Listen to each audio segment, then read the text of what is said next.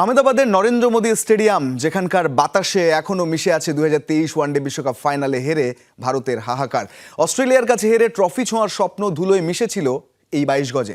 সেই একই মাঠে এবার টি-20 বিশ্বকাপের ফাইনাল। তবে এবার আর কালো মাটির ফাঁদে নয়, অতীত থেকে শিক্ষা নিয়ে ভারতের রণকৌশলে আসছে আমূল পরিবর্তন। ছবিটি 19 নভেম্বর 2023-এর, যে দিনের কথা ভুলে যেতে চাইবে ভারতীয় ক্রিকেট। আহমেদাবাদের নরেন্দ্র মোদী স্টেডিয়ামে লাখো দর্শককে নীরবতায় ডুবিয়ে আতশবাজির ফুলঝুরিতে উল্লাসে মেতেছিল অস্ট্রেলিয়া। আহমেদাবাদের আকাশ ছোঁয়া সেই গ্যালারি আরও এক রোমাঞ্চের অপেক্ষায়। 1,32,000 দর্শককে সাক্ষী রেখে ক্রিকেটের সংক্ষিপ্ত সংস্করণের শ্রেষ্ঠত্ব অর্জনের অপেক্ষায় ভারত নিউজিল্যান্ড। তবে মাঠের লড়াই শুরুর আগে আলোচনার কেন্দ্রবিন্দুতে সেই 22 গজ, যে মাটি 1 বছর আগে কোটি ভারতীয়র স্বপ্ন ভেঙে চুরমার করেছিল। সেই একই মাটির চরিত্র বদলে এবার প্রতিশোধের নীল নকশা তৈরি করছে টিম ইন্ডিয়া।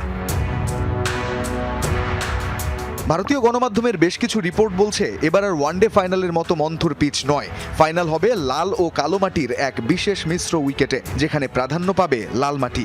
মুম্বাইয়ের ওয়াংখেড়ে স্টেডিয়ামের আদলে তৈরি এই পিচে থাকবে বাড়তি বাউন্স, আর বল সরাসরি আসবে ব্যাটে। রোববারের ফাইনালে তাই 200 রানের পাহাড় দেখলেও অবাক হওয়ার কিছুই থাকবে না।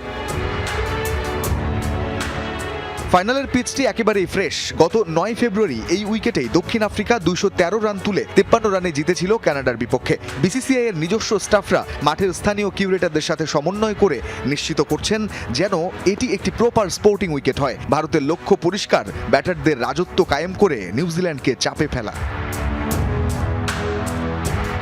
তবে স্বস্তির মাঝেও কাটা হয়ে বিঁধছে পরিসংখ্যান। চলতি বিশ্বকাপে এই মাঠেই দক্ষিণ আফ্রিকার কাছে নাস্তানাবুদ হয়েছিল ভারত। অন্যদিকে নিউজিল্যান্ডও লাল মাটির পিচে হারের তিক্ত স্বাদ পেয়েছে। ফলে দুই দলের কাছেই আহমেদাবাদের এই নতুন উইকেটের রহস্য ভেদ করাই হবে বড় চ্যালেঞ্জ। রঞ্জন শান্ত, যমুনা স্পোর্টস।